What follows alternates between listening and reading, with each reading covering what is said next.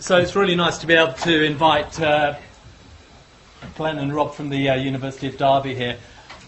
We had a MELSIG event at the University of Derby a couple of years ago, maybe a wee bit longer actually, but another really good MELSIG event, so it's really good to catch up again.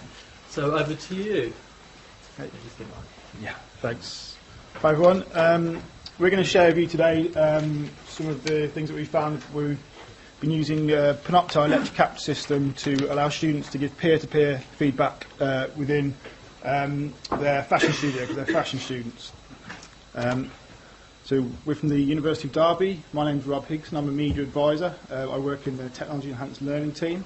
My role really is to advise on the use of media within teaching, and also a lot of that is involved in creating video resources for academics to use.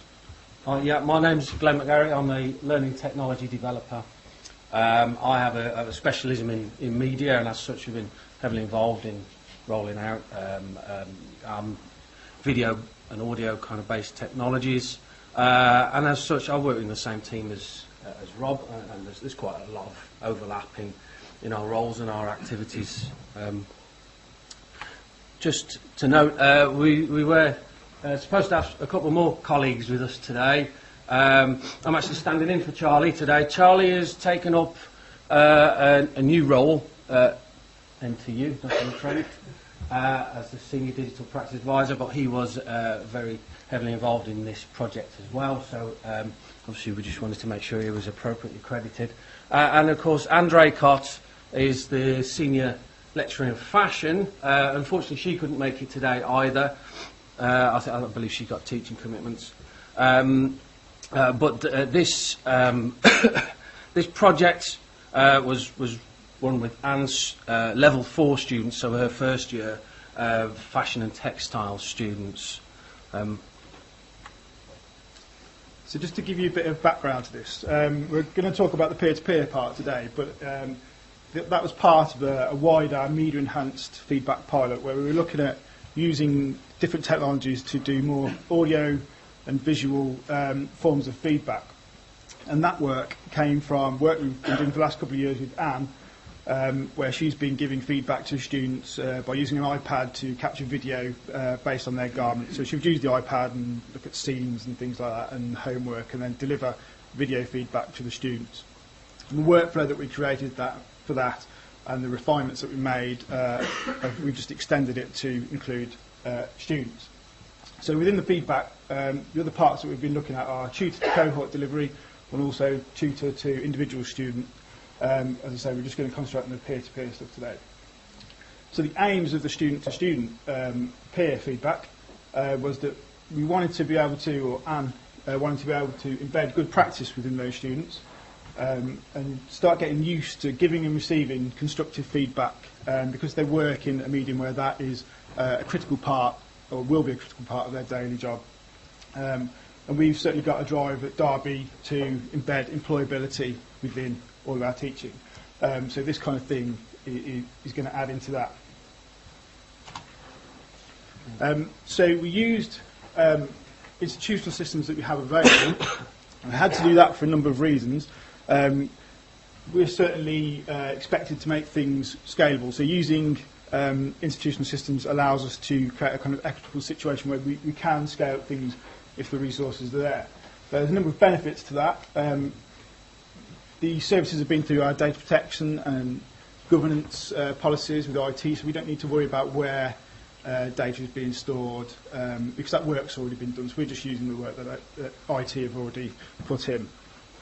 We often find that if we do these things, it kind of nurtures a network of support between colleagues. So we find that in small teams, if one person is particularly tech savvy, then they can help within their team. So that takes a lot of pressure off us. And also it means that our support works across institutions, so we can just establish one mode of support for the particular systems rather than lots of little ones all over the place. And all this adds to a kind of equitable student experience. So we're using Blackboard, we're using the lecture capture system, the inputs are all the same and the outputs are all the same. And on top of that, we're looking to create models of practice across the university. So we're finding pockets of innovation around the university which all feed back into this, and then we can refine what we're doing and push it back out to the wider community. Yeah. Okay, so as Rob says, you know, we kind of get a bit of return of investment as well on our you know, investment in the Panopto system, and of course, you know, we find that oftentimes these things happen without us knowing. You know, as lecturers will actually sort of go ahead and use whatever technology they've got available to us, and that creates a little bit of a headache for us in terms of support. So trying to bring, trying to widen the kind of activities that we can support within our systems that are governed and supported, obviously has those benefits. Slight constraints, though, slight disadvantages to that approach is, you know, we're using a lecture capture system for what it's not really meant to be used for. So we're appropriating the technologies beyond their intended use. And there are certain features within the Panopto system, I don't know if any of you are familiar with this particular system, that we've managed to exploit to create a workflow to allow this feedback activity. But you know, they were fairly limited, and there was a fair amount of workarounds that we had to do to make it happen. So those are kind of like the slight drawbacks to this approach. So the peer-to-peer workflow was a slight extension of this, which was the tutor workflow. So quite often when we're getting academics come to us to advise or to use videos, the stumbling block is they've got to download things from iPads, cameras, and they have to encode them to something that's going to work across the device, and they're going to upload it. Not only does that require a little bit of kind of extra technical knowledge, but it's also very time consuming. So by using the lecture capture system, which does all that automatically, we can kind of leverage that power to get rid of that. We don't even mention it when we talk to the academics about that, because it's not worth getting them to even think about it at this stage. So the workflow that we use is we can plug whatever we want to a certain extent into Panopto. So that's iPads, there's an iPad app or an iPhone. We use visualizers, webcams. The feedback is delivered through Panopto, and then that's automatically uploaded to Blackboard. And then the feedback for students goes into our personal feedback folder just for them. So we've refined this over the last couple of years, particularly working with Anne. So it's kind of been more of a, as opposed to us informing the technology, it's been a collaboration, much like when MELSIG worked with Brian Adams.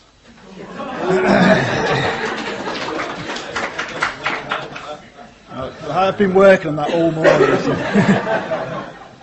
So Glenn's just going to go through how we adapted that to get students into the mix. Yeah, so we modified it slightly. So it's very similar workflow, in fact, but it just takes a slightly different route. And again, in the Panopto system, there is a Dropbox function. And what that does is it creates a secure area on the Panopto system. And once you've created this area, and it's a one-click thing, once you've created it, it creates this folder, and it elevates the student privileges from just viewers to creators. And now they've got their own little area that they can create their content using the capture applications. What that Dropbox does as well, it also manages the permissions as well. So you can have two modes. You can have a private mode, almost, where students can only see their own content. They can't see all the peers' content, and their tutor can see it as well. But you can also lift that restriction, and you can enable, peers to see that feedback, their videos that they've created, should I say, in that area. And that's what we did with this system. We actually opened the area up so that peers could see each other's feedback, because they were feeding back on each other's work, of course. And then finally, we extended the workflow a little bit. We actually used blogs in Blackboard, and what we asked the students to do is take the link from their recording, put it in a blog post, write about the feedback, and then also we enabled comments, and we enabled the students to give feedback on the feedback. So they were getting a commentary on the quality of the feedback that they were producing. So in terms of what we did then, we obviously had to support this, so we created a number of video guides. There were screen captures and capture from iPad, just to show them how to actually work the capture application. We gave them step-by-step handouts, so we created a PDF, posted that on Blackboard for them.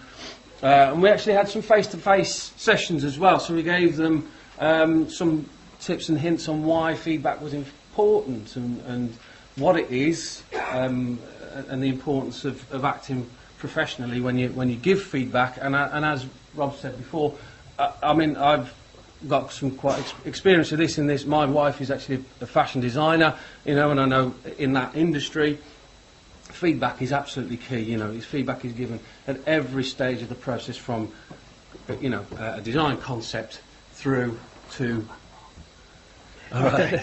through to manufacture. You know, feedback is absolutely essential to their craft. So we've got an example video. I'm just going to show you a very short snippet of the kind of thing that we were asking the students to do, and this is an example video that Anne did. Okay. So really, she's telling the students the sort of thing she actually wants to hear in feedback, as opposed to a description. What you should be looking for when looking at the half scale bodice is the fact that the bodice has a waist dart. The dart should, when you look at it on the inside, should be sewn straight. There should be no wobbly lines. Nicely back tacked at the end of the apex. There should be an underarm dart. Same procedure again on the inside. Nice straight line. Okay. So hopefully, just from that short snippet, you get a good idea of what they're trying to achieve there. That was done using, like I say, using the iPad Panopto app. And then finally, we did a trial session with them as well. And we actually got the students into a room during one of their tutorials. We brought some iPads along with us. And we got them to try and use it with, you know, direct support from myself, Rob and Charlie. So what happened in that trial session? Okay. So there was a few issues that we found in that session, and these are things that we're obviously going to learn from and feedback on this project, of course. Wi-Fi. We had terrible problems with Wi-Fi. We've not quite got to the bottom of this, but we found that actually getting the devices to connect to the university Wi-Fi was a problem. Just to get them to connect in the first place was problematic. I don't know whether it was just something to do with that particular room. But at one point, you know, we had to send students off up and down corridors to try and find a Wi-Fi signal to upload their videos. It might have also been that, you know, these are quite big file sizes as well for these videos. It may well have been that we were trying to do too much uploading at once.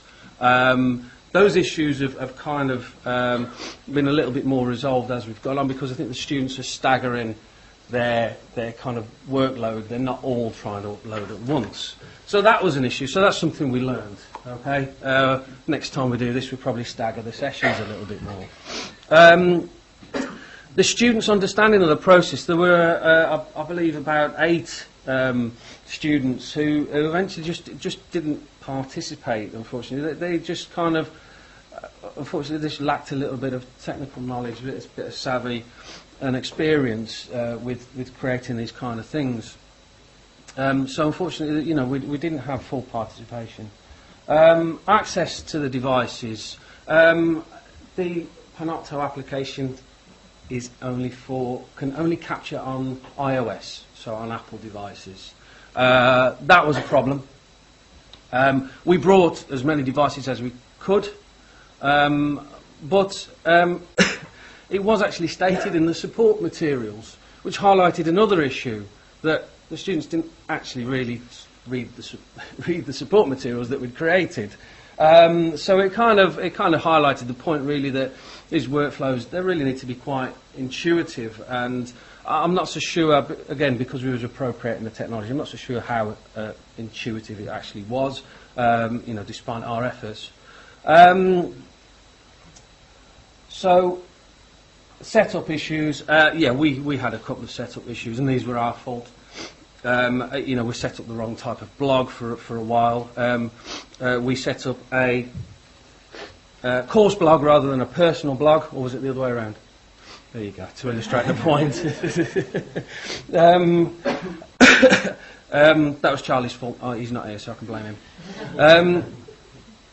So there was a slight setup issue, and of course those can be quite damaging those kind of issues can be damaging when you're trying to get people on board and to try to get them to try something new. A little bit of testing probably wouldn't have gone amiss there. And then there was some actual physical constraints. Actually, these countertops in the workshops, they're actually quite high. So when we gave one student a laptop, and she was too short, she couldn't actually see the screen to see what she was actually recording. So that was something that we'd perhaps not considered, and again we're going to think about getting some clamps and desktop clamps and things like that to actually hold the iPads in. And one thing that actually, when we was in the session, we thought would be an issue. So we got all these students giving feedback all at once in this, a space probably not much bigger than this, and we thought, oh my goodness, that nothing's going to record. They're just going to have loads of crosstalk on the recordings. And surprisingly, it wasn't an issue. It really wasn't an issue. So that was quite a nice surprise. So I think it was just through to the proximity of the devices that the recordings actually came out. So there were a few issues that we're working on, but the student feedback. Before I give you that, I must just say that this is kind of an ongoing process. We haven't really got a massive amount of data. A lot of it's anecdotal from Anne relaying student information to us. But the feedback, the sense is that it's a generally positive experience for them, even with the few issues and the nervousness around recording. Once they'd actually started doing it and kind of got over that initial hurdle, they started to understand what it was they were actually learning and to think about the language they were using, the language they were going to be using in their jobs. And I think a key thing with that is the dialogue that Anne created with the students, because she's constantly asking them for feedback on her work. She actually gets them to record feedback on the feedback that she gives them. So I think the fact that she enters herself up for that kind of critique possibly makes the students feel a little bit more comfortable. It's a collaborative process as opposed to being told what to do. So Anne's going to continue this with a new cohort, so we'll get some more information. We'll be further refining the process, trying to address a few of the technical issues, and because of the way the workflow works, we're going to be testing it across different disciplines. So we've already been using it for tutor feedback within education and things like commercial photography, and hopefully we'll be able to try the peer-to-peer support within those areas as well. So that's the end of the presentation. Contact details are there. If you've got any questions, feel free to ask us when we're out and about, or get in touch. We'll be happy to answer them. Thank you.